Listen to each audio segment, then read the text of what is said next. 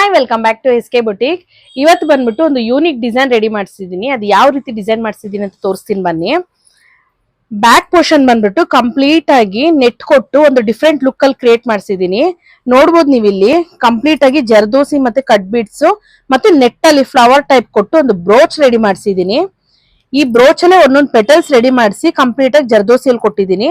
ಮೇಲ್ ಬಂದ್ಬಿಟ್ಟು ಒಂದು ಬ್ರೋಚ್ ಬರುತ್ತೆ, ಸೈಡ್ ಅಲ್ಲಿ ಒಂದು ಬ್ರೋಚ್ ಬರುತ್ತೆ, ಮತ್ತೆ ಸೆಂಟ್ರಲ್ ಒಂದು ಬ್ರೋಚ್. ಅದೇ ತರ ಆಸ್ ಇಟ್ ಇಸ್ ಈ ಸೈಡ್ ಹಾಗೆ ಬರುತ್ತೆ.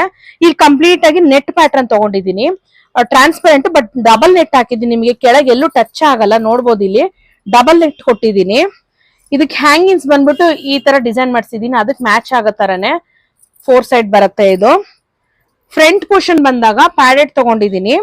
ಇದಕ್ ಬಂದ್ಬಿಟ್ಟು ಫ್ರಂಟ್ ಅಲ್ಲೂ ಅಷ್ಟೇ ಬ್ರೋಚ್ ವರ್ಕ್ ಕೊಟ್ಬಿಟ್ಟು ಇಲ್ಲಿ ಮೇಲ್ ಮಾತ್ರ ಹೈಲೈಟ್ ಆಗಿ, ಕೆಳಗ್ ಬಂದ್ಬಿಟ್ಟು ಆಸ್ ಇಟ್ ಇಸ್ ಟ್ರಾನ್ಸ್ಪರೆಂಟ್ ಬಂದು ಒಂದು ಕಡ್ದಾನ ಲೋಡಿಂಗ್, ಒಂದು ಜರ್ದೋಸಿ ಲೋಡಿಂಗ್ ಬರುತ್ತೆ.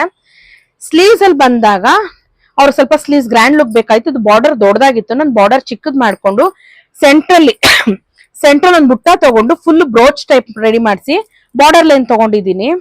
ನೋಡ್ಬೋದು ಇಲ್ಲಿ ಒಂದು ಡಿಫ್ರೆಂಟ್ ಲುಕ್ ಅಲ್ಲಿ ಬರುತ್ತೆ. ಡಿಸೈನ್ ಒಂದ್ ಸ್ವಲ್ಪ ಯೂನಿಕ್ ಆಗಿರುತ್ತೆ ಮತ್ತೆ ಡಿಫ್ರೆಂಟ್ ಆಗಿರುತ್ತೆ. ನೋಡೋದಕ್ಕೆ ಮಾತ್ರ ಸೂಪರ್ ಆಗಿ ಹೈಲೈಟ್ ಆಗಿ ಕಾಣಿಸ್ತಾ ಇದೆ. ಡಿಸೈನ್ ಯಾವ ರೀತಿ ಇದೆ ಅಂತ ಹೇಳಿ ಕಮೆಂಟ್ ಬಾಕ್ಸ್ ಅಲ್ಲಿ ತಿಳಿಸ್ಕೊಡಿ. ಫಾಲೋ ಮಾಡೋದ್ ಮರಿಬೇಡಿ. Thank you.